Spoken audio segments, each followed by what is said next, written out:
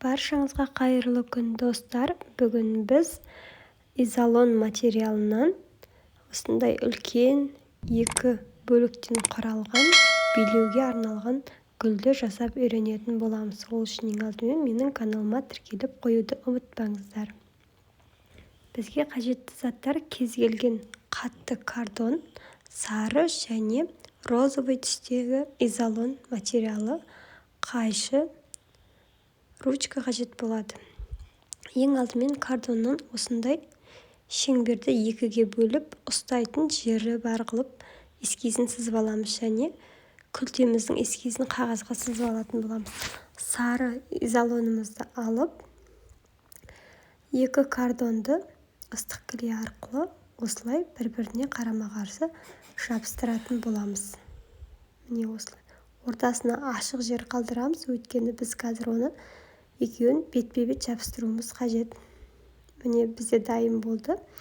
Енді ортасын осылай қиықтар түсіріп, ыстық клей арқылы ішке қарай жабыстырып жіберетін боламыз. Бұл бізде ішкі көрінбейтін жағы болып кетеді.